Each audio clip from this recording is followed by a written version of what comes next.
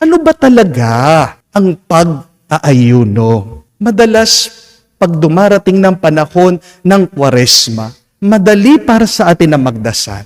Madali para sa atin ang magkawang gawa. Pero, ang palagi nating hindi pinapansin at nilalampasan ay yung pag-aayuno o fasting. Kasi, hindi natin alam ito at ayaw natin maunawaan ito. Pero, pakinggan niyo po ito. Napakaganda ng kahulugan ng fasting.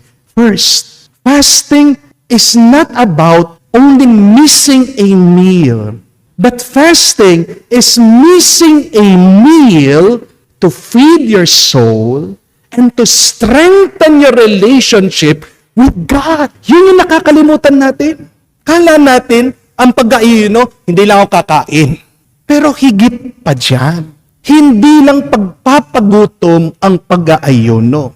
This is biblical fasting. That it is an abstinence from food for a period of time for the sake of consecrating one's heart to grow closer to God through prayer. Ganda po, no? Uulitin ko po. Yan yung mga sangkap, yan yung mga elemento ng pag-aayuno na tinatawag tayo na simbahan na dapat nating gawin.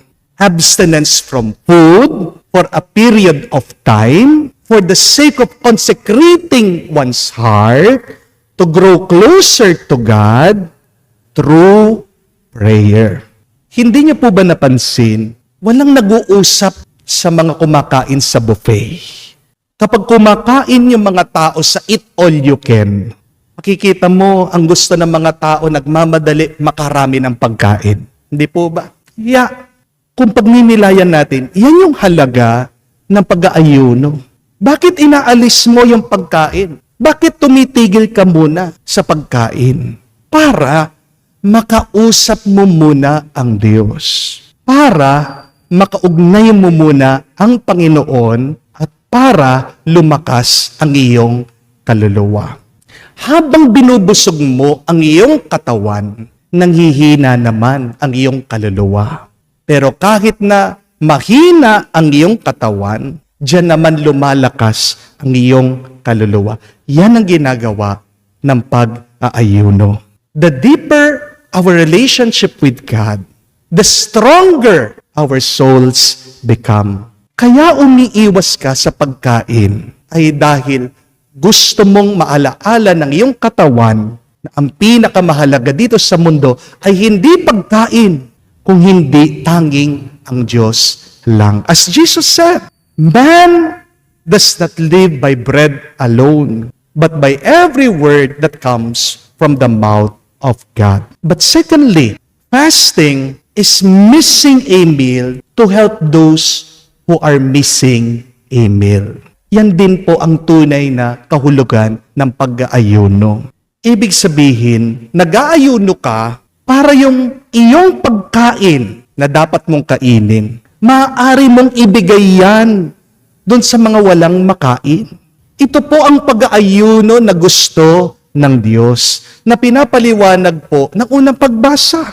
God said, the kind of fasting that I want is that you remove the chains of oppression, the yoke of injustice, to let the oppressed go free.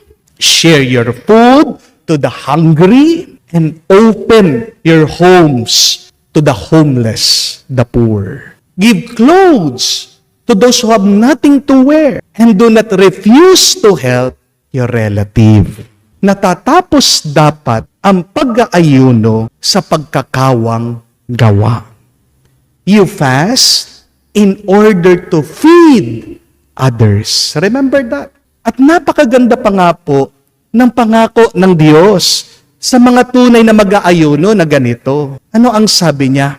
Kapag ginawa niyo ito, kung magdarasal kayo, sasagutin ko kayo.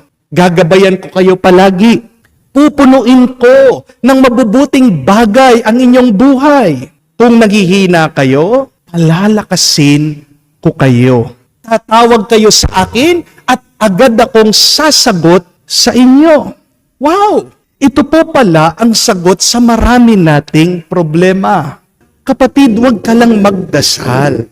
Pero samahan mo ng pag-aayuno at pagkakawang gawa.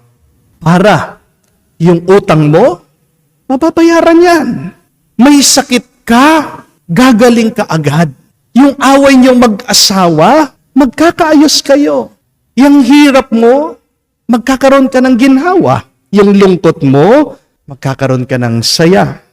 Again, for fasting to be effective, it should be partnered with almsgiving, with prayer.